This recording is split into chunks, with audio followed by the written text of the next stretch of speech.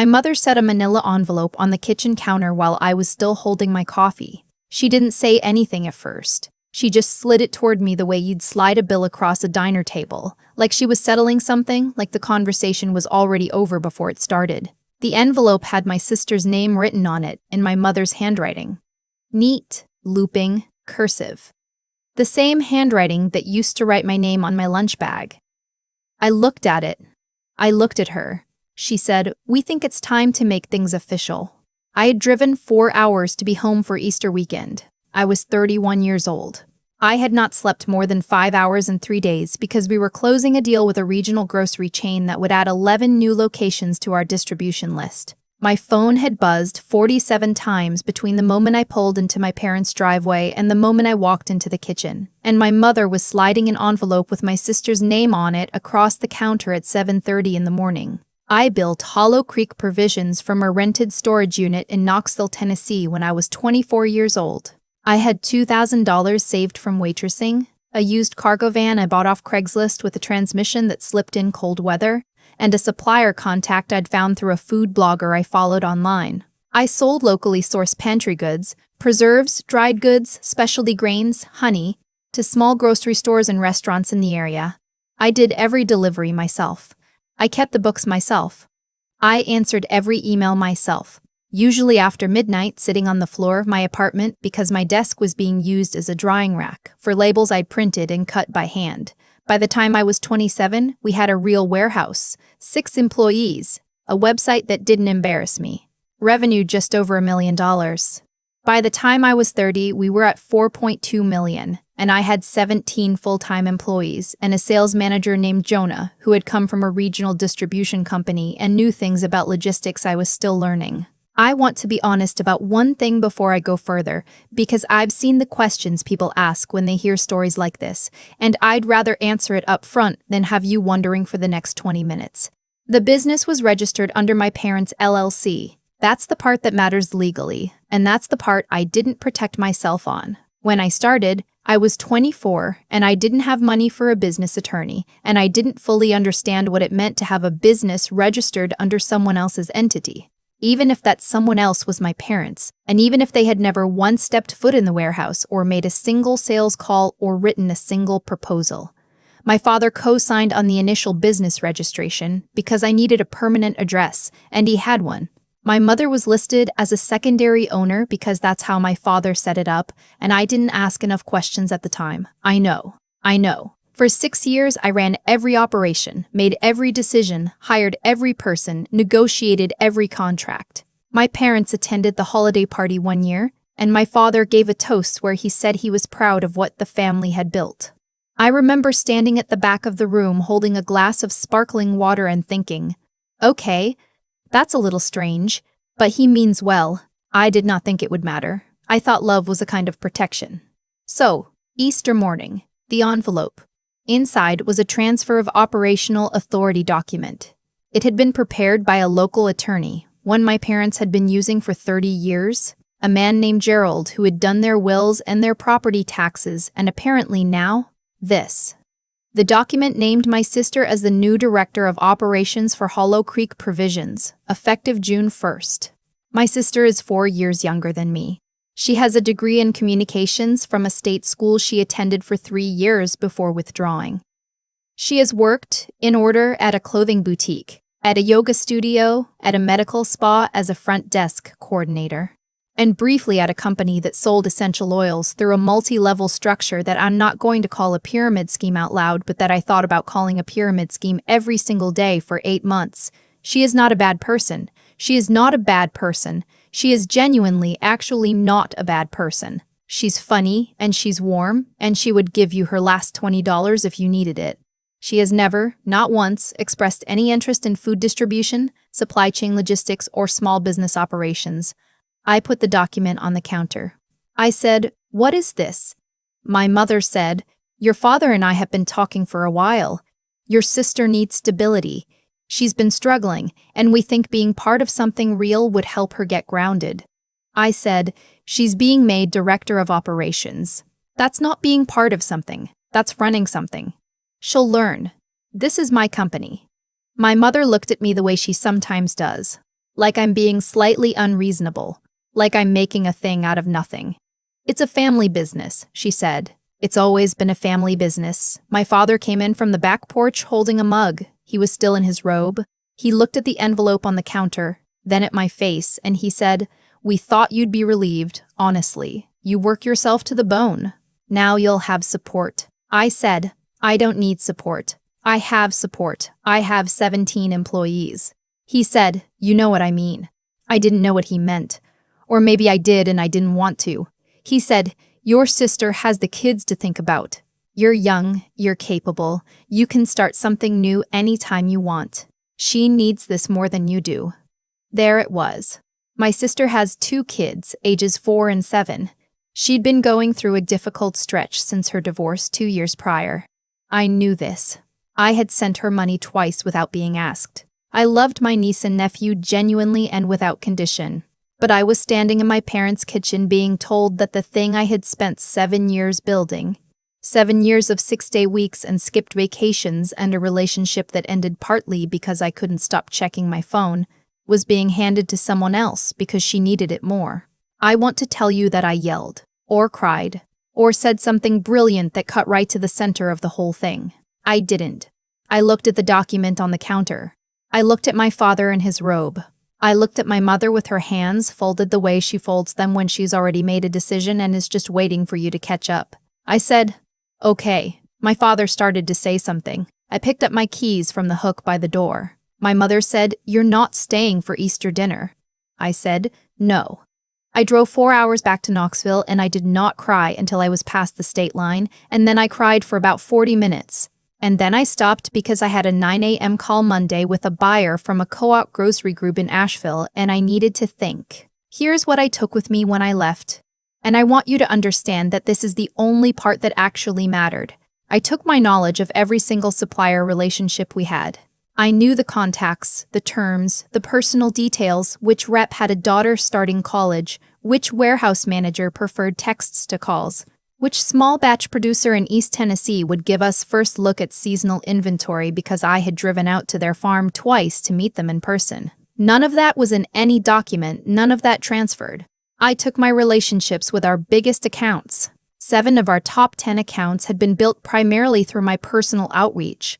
Several of them had told me directly over the years that they bought from us because of me specifically. One buyer at an independent grocer in Nashville had said, at lunch the previous October, "Honestly, if you ever left, I'd probably follow you wherever you went." I had laughed it off at the time. I thought about it a lot in the weeks that followed. I took my reputation in the industry. I had spoken at a regional food business conference twice. I had been featured in a trade publication. People in this specific, relatively small world knew my name and knew what I had built. What stayed behind: the registered business name, the warehouse lease, the website, the inventory, the line of credit my parents had helped secure, and the legal entity. What they gave my sister: a company she didn't know how to run, employees who were loyal to me, suppliers who had never heard her name, and a line of credit she didn't understand how to manage. I gave my notice, which is a strange thing to give when you've been the person running everything, but that's what the situation required. Effective May 15th.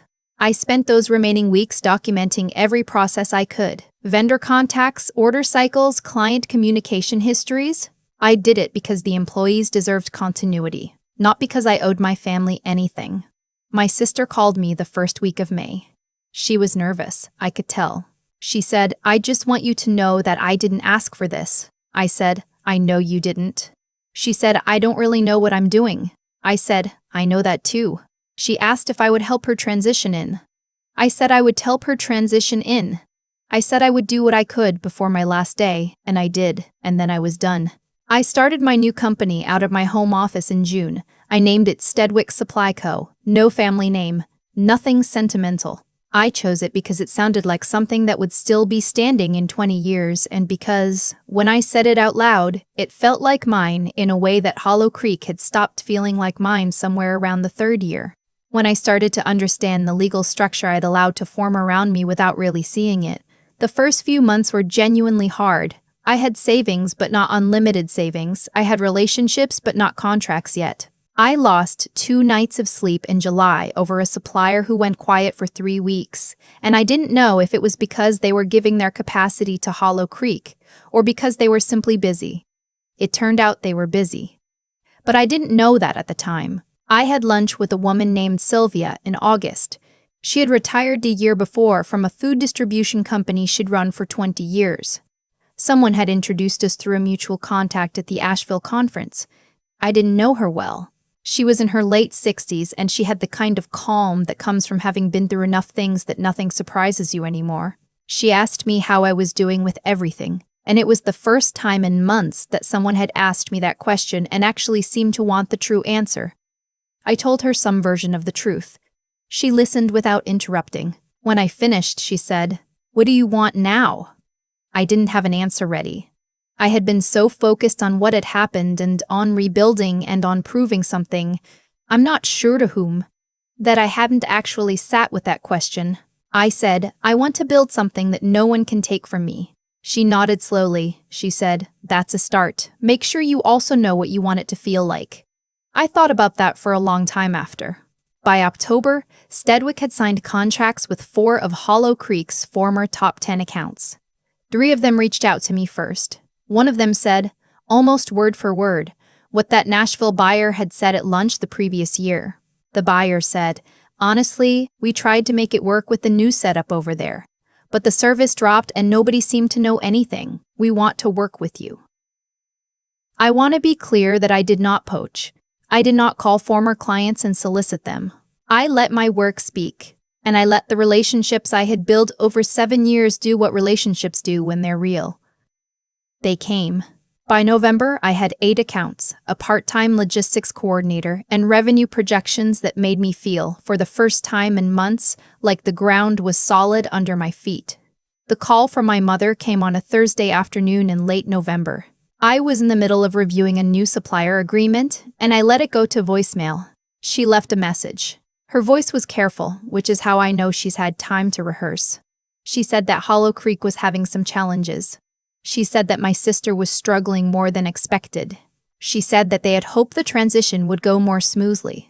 She said that some of the clients had left, and that the line of credit was getting tighter, and that the employees were restless.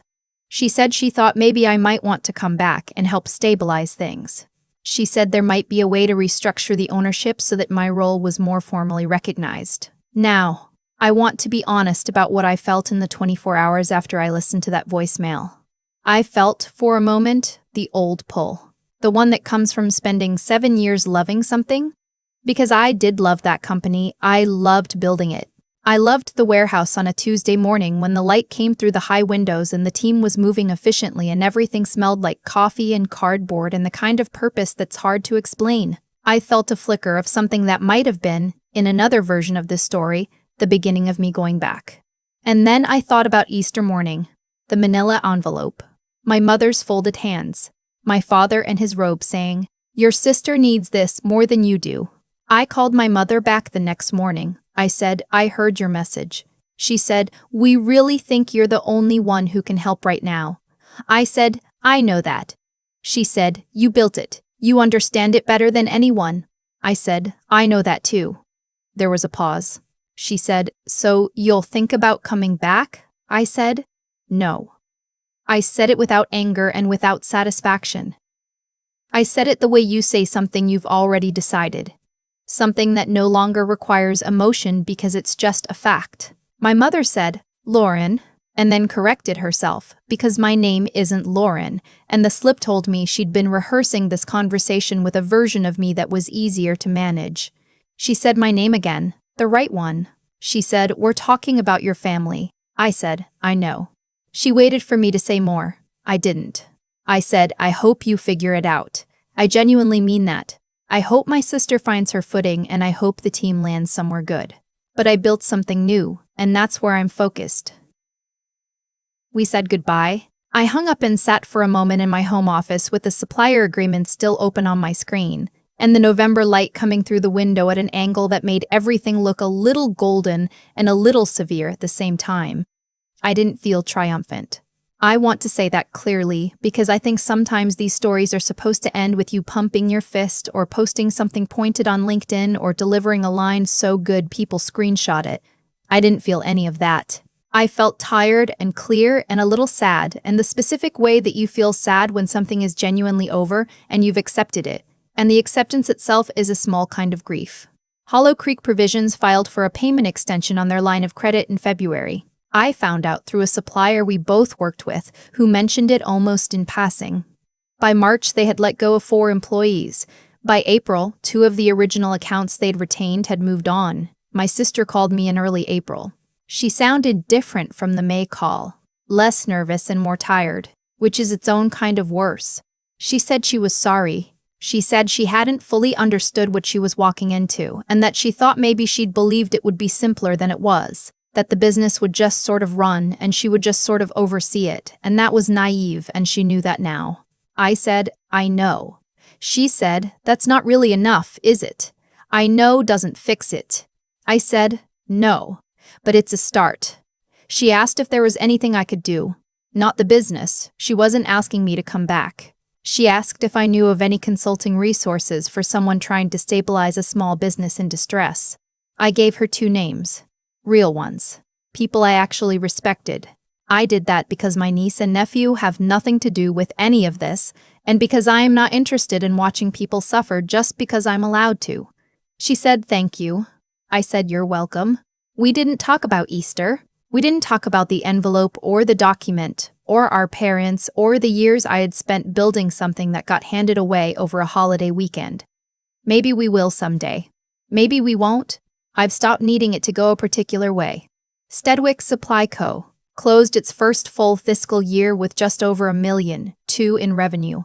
That's not $4.2 million. I know that. But it's mine in a way that is not complicated, not contingent, not dependent on what my parents decide to do with it over Easter breakfast. Every contract has my name on it. Every legal document has my name on it. I paid for a business attorney in month 2, and I will pay for one every year for the rest of my professional life. There's a thing Sylvia said to me at that lunch in August that I've thought about more than almost anything else from this whole experience. She said, the goal isn't to win. The goal is to build something you'd be glad to still be standing in 10 years from now. I think about that on Tuesday mornings, when the light is right and the work is moving and everything feels like it's going in the direction it's supposed to go. I am glad to be standing here. I didn't need the leather folder. I didn't need the family name on the sign. I needed what I already had, which was the knowledge and the relationships and the willingness to start again on a floor that belonged to me. They thought they were giving my sister an asset. What they actually gave her was a proof of concept, proof that the asset was never the company, it was always me. I've thought a lot about what actually happened in that kitchen. Not the legal part, not the business part, the human part. My parents made a calculation. They looked at 2 daughters and they decided, based on need rather than contribution, who deserved what. And in doing that, they taught me something I don't think they meant to teach me. Actions have weight. Every decision you make about how to treat people gets stored somewhere, not in some cosmic ledger, not in any system you can appeal to, but in the people themselves, in what they remember, in what they decide to do next. My father stood in his kitchen robe and told me my sister needed it more than I did, and he believed he was being kind. He probably still believes that. But kindness without honesty isn't kindness. It's just avoidance wearing a warmer coat. The thing I keep coming back to is the word stewardship. What my parents thought they were doing was redistributing an asset. What they were actually doing was removing the person who understood how to tend to something and replacing her with someone who didn't. They confused ownership with capability. That confusion is what cost them everything that followed. My sister isn't a villain in this. She didn't engineer any of it. She walked into a situation she wasn't equipped for because the people who loved her set her up to fail by trying to give her a shortcut. That's its own kind of harm. Real support would have been a conversation, a role she could grow into, maybe a small stake and a chance to learn. Instead, they handed her a running engine and then walked away. And when it stopped running, they were shocked. I think about Sylvia a lot. The way she asked me, over lunch that August, what I actually wanted. Not what I was angry about, not what I'd lost. What I wanted going forward. That question did more for me than any amount of outrage would have. Outrage is useful for about 48 hours, and then it just burns fuel you need for other things. What gets you through the long middle of rebuilding is something quieter. It's the decision, made on an ordinary Tuesday, to do the work in front of you with as much care as you can manage. That's the thing nobody tells you about starting over. It doesn't feel dramatic. It feels like answering emails at 7 in the morning and double-checking supplier contracts and making one good decision after another in rooms where nobody is watching. Integrity, I've come to think, is mostly just what you do when the outcome isn't guaranteed and nobody is keeping score. I didn't go back, not because I wanted them to suffer, but because going back would have meant accepting a version of the story where what happened was acceptable. It wasn't. And I had enough respect for the 7 years I'd given to that company, and for myself, to refuse to pretend otherwise. Stedwick is mine, every square foot of it. Every contract, every relationship, every Tuesday morning with the light coming through the window. I earned it the same way I earned everything else. One careful decision at a time in the direction of something I actually believed in. That's the only thing, in the end, that nobody can hand away.